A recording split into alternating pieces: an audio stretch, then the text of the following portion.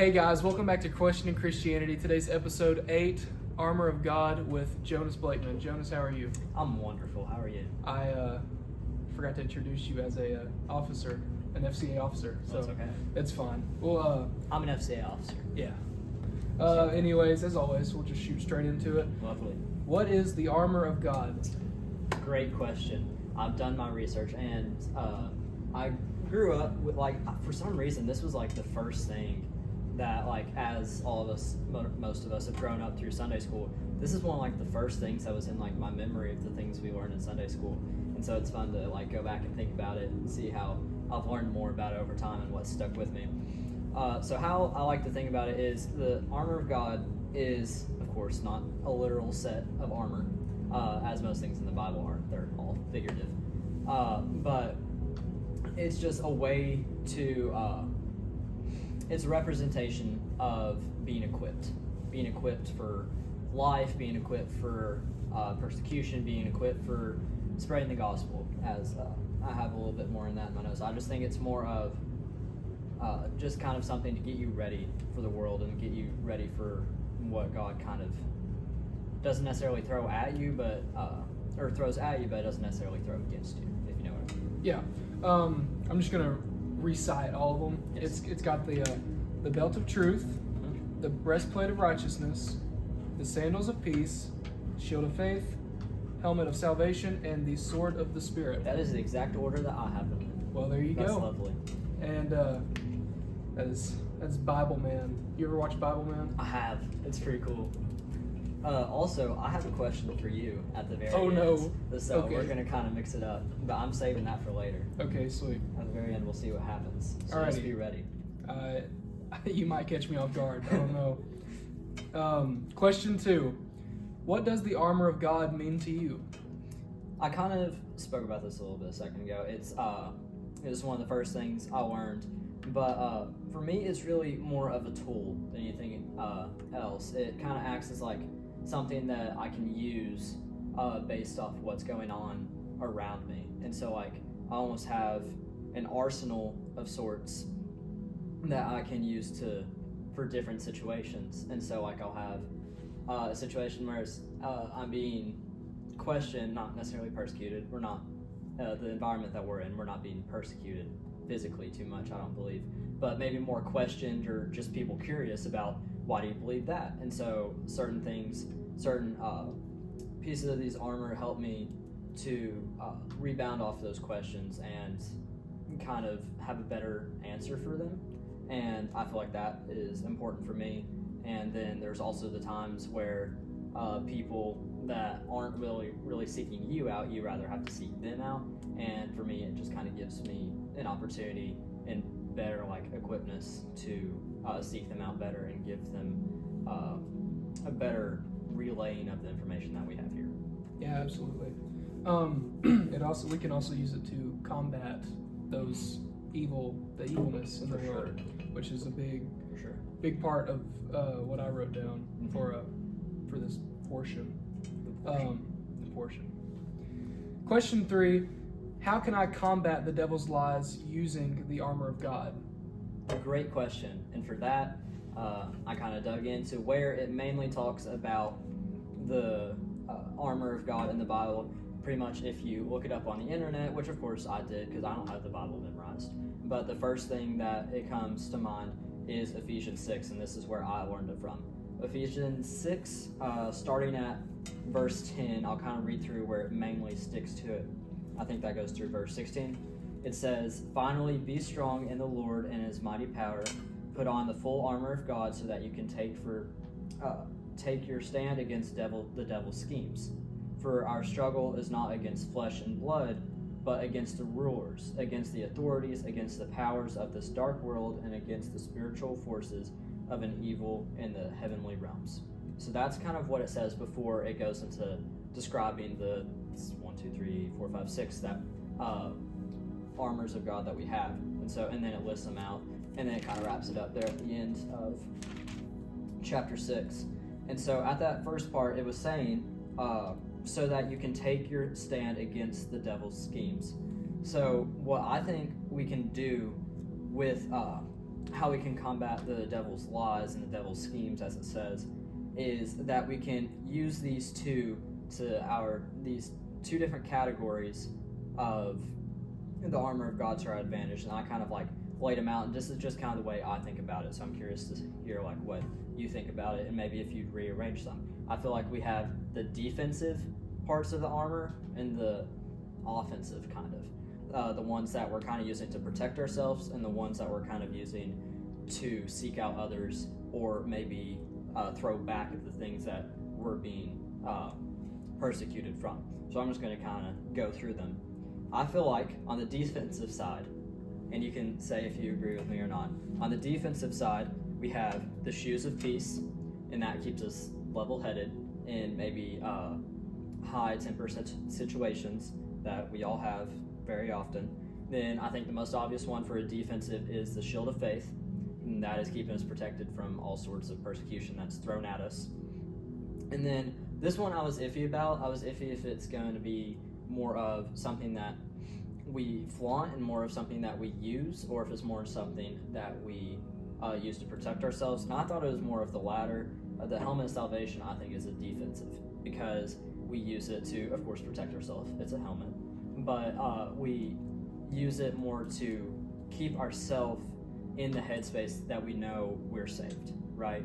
And we know that with God, that nothing bad can ever happen to us, because we have a promised eternity in heaven. And so that keeps us feeling safe, and that keeps us from getting thrown off course from the persecution, from the devil's lies that are thrown at us. Mm-hmm. And then on our offensive side, of course, the sword of the Spirit. That seems pretty intuitive, that with the sword you're going to be not defending yourself, you're going to be using it to seek out others. And so with the sword of the Spirit, we use the word, or it's actually the sword of the Spirit / the word of God. That's what I wrote in here. Let me see if I can find it.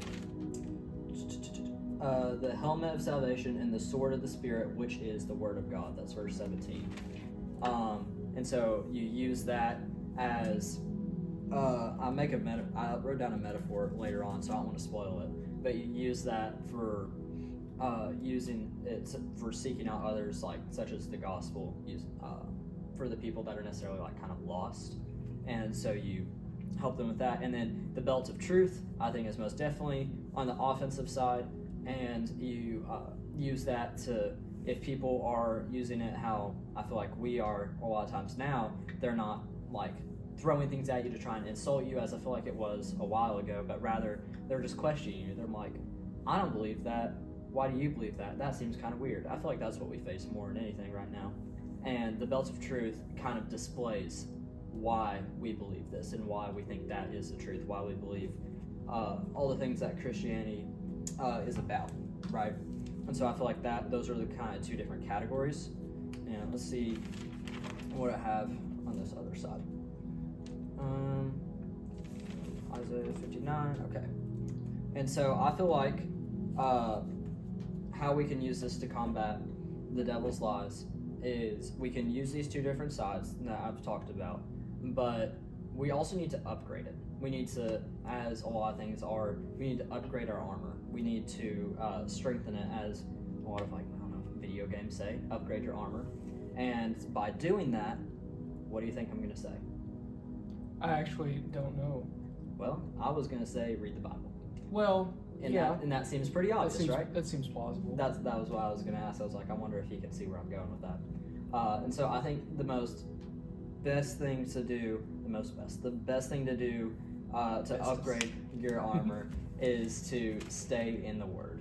And I feel like no matter where you're at in the Bible, it can most definitely apply to any of these armors. What's the best way to say armors? Because the different sections of the armor, something like that. I don't know. Anyway, I don't know. So the belt of truth. Where do you think we could go in the Bible for truth? I'm thinking about it, because if we're trying to upgrade our armor, where in the Bible does it talk about the belts of truth and the breastplate of righteousness? I feel like every part of the Bible is going to apply to that sometime, and so I think that's what's probably most important for that. And that's all I have for that one. All right.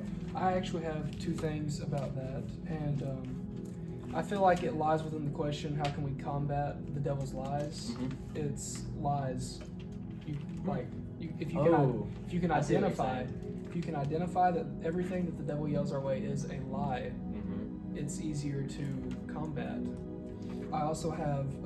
I was talking to Dr. Patton after we filmed episode 5. Oh yeah. I was telling him about the episodes that are coming up, and he stopped me on this one and was like, he listed the parts of the armor of God, and he was like, you know what? There's no back plate, right?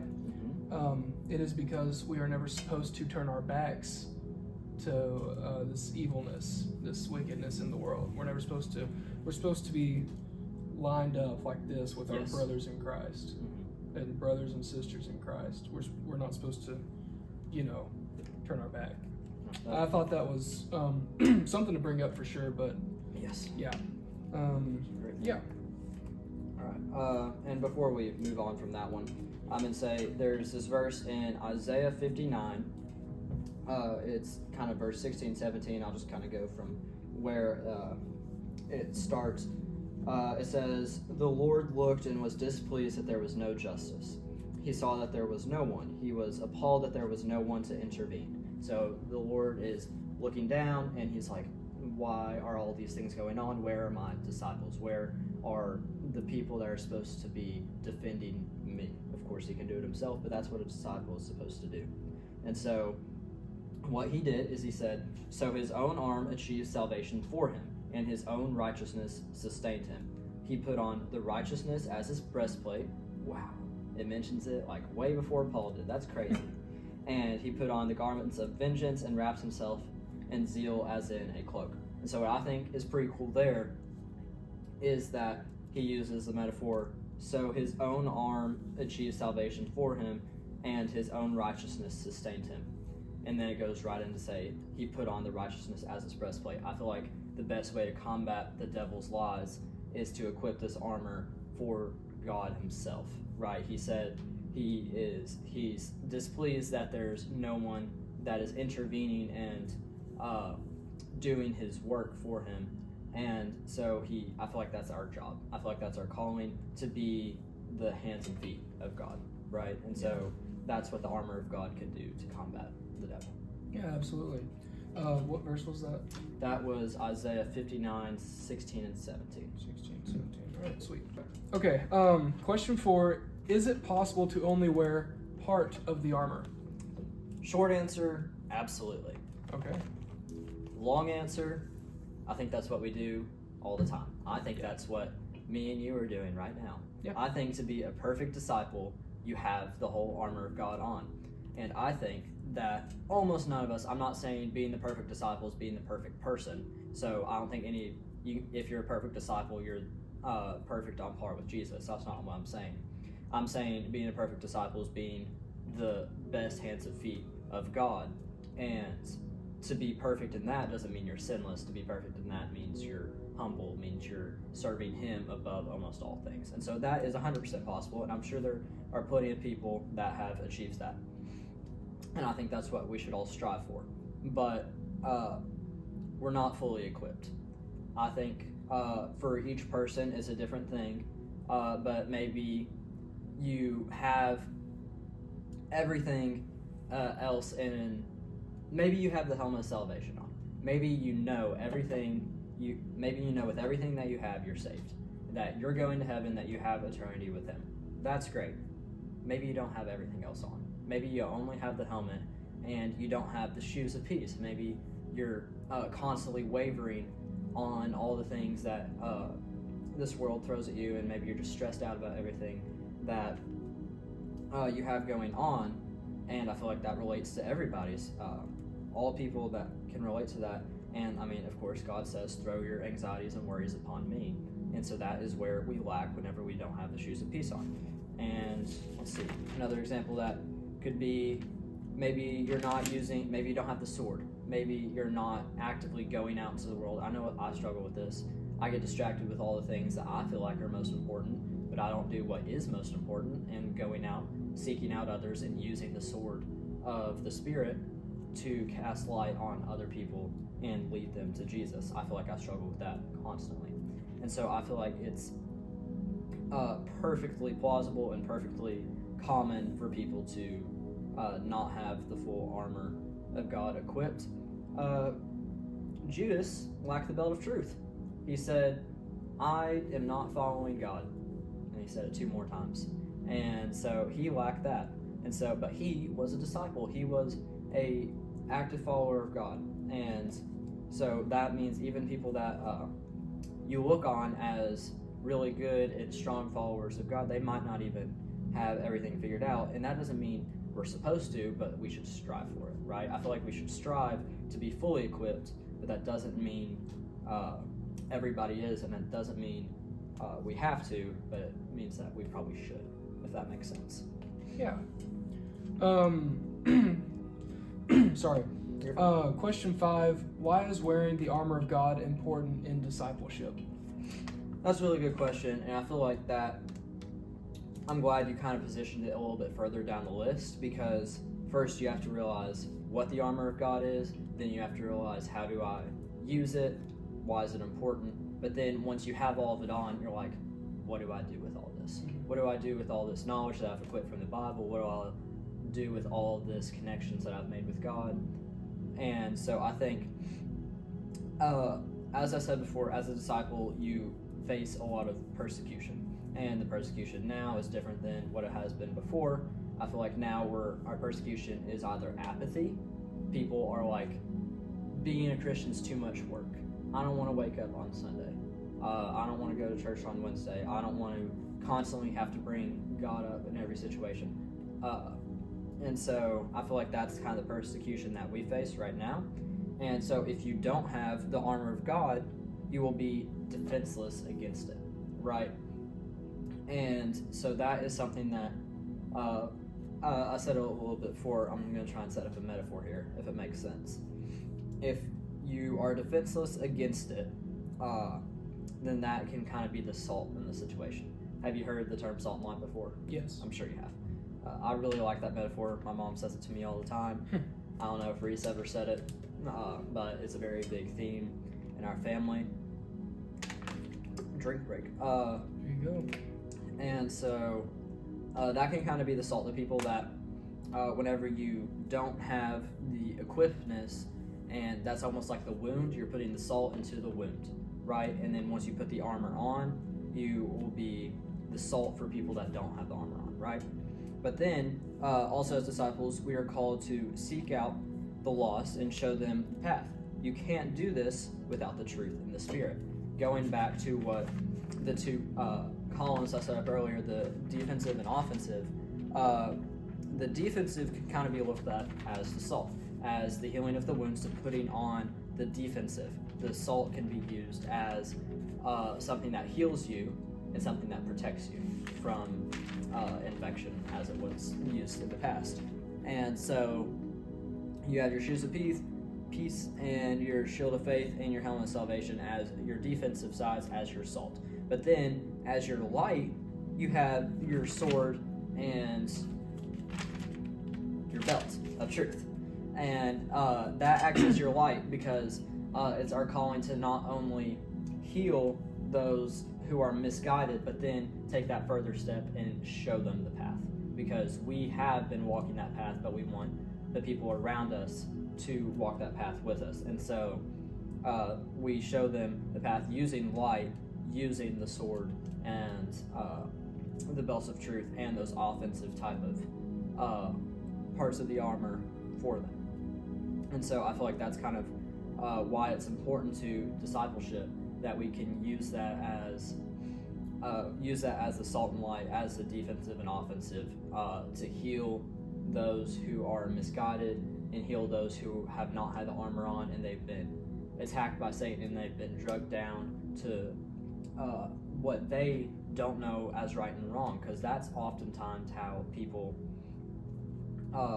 live life. They the people who feel like they commit more sin and who aren't saved, they don't know any different because they've not been raised and they've not been around the gospel to know that.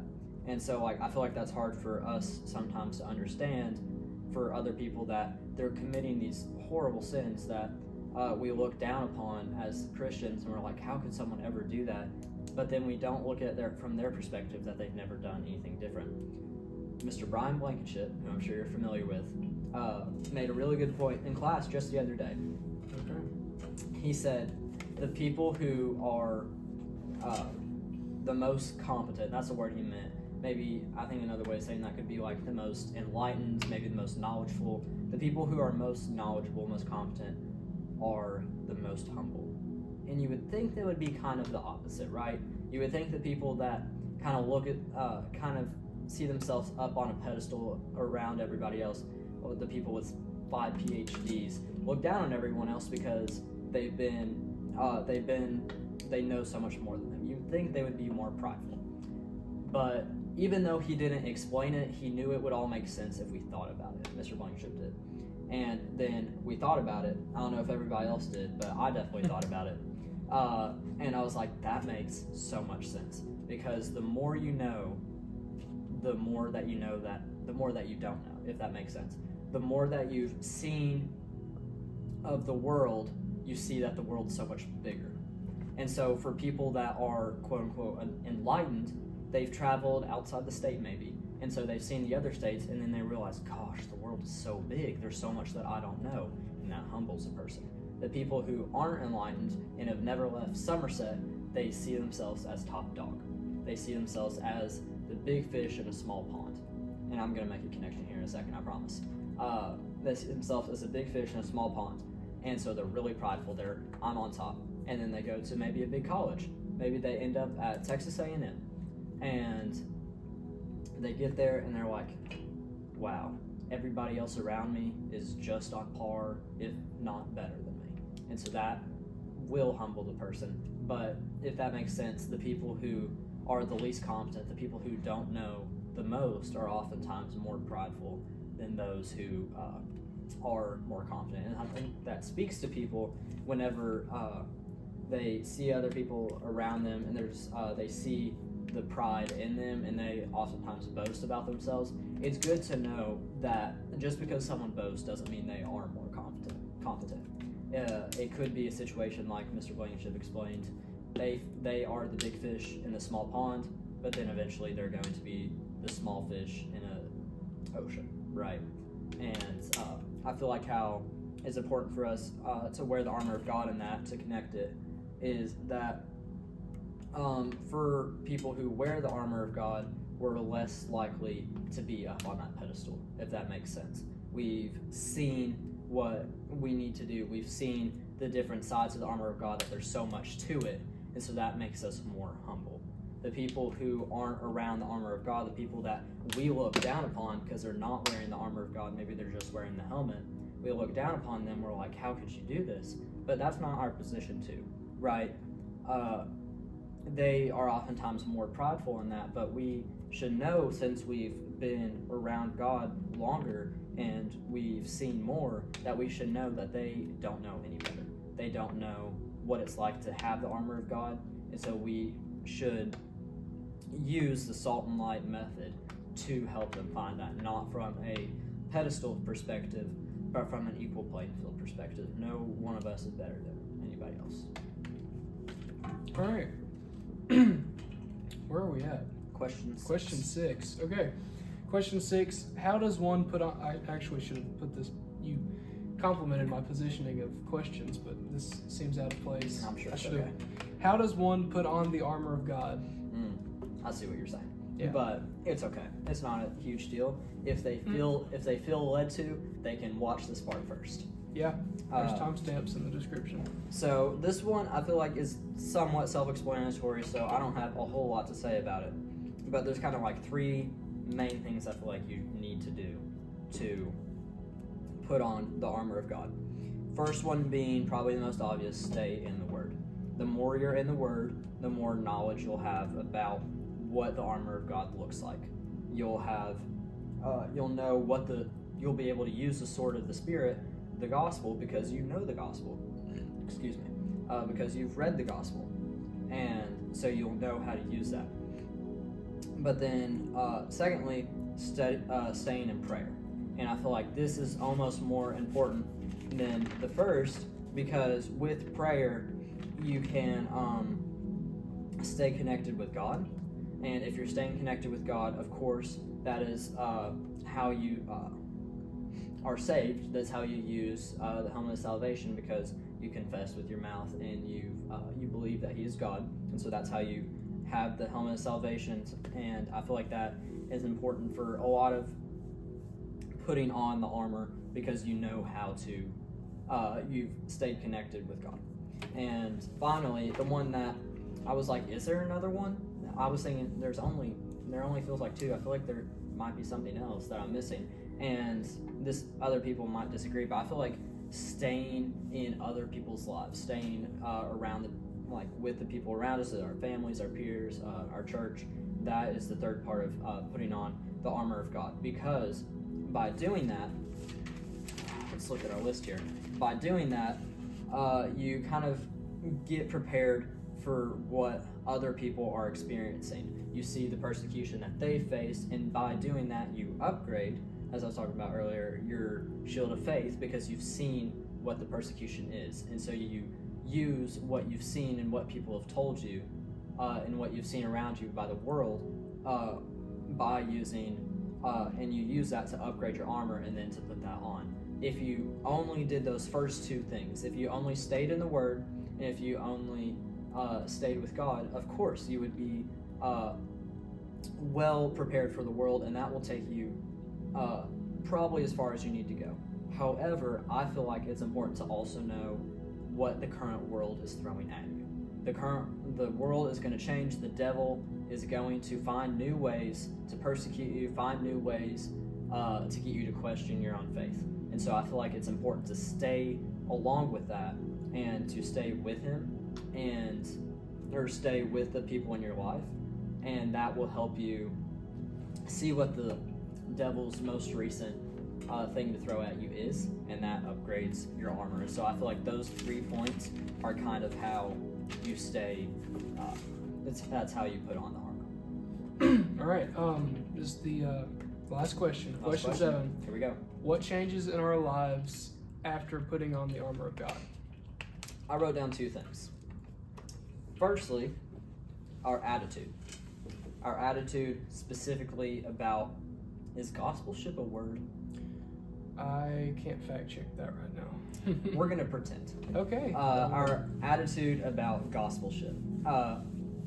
We're more confident, we're more passionate, and we're more eager to spread the gospel. And I feel like that's what changes once you put on the full armor, because you have the increased knowledge of, maybe like you have the increased knowledge of staying in the Word after putting on the Bible, and so that makes us more confident, because we feel like we're more prepared for what's going to be thrown at us.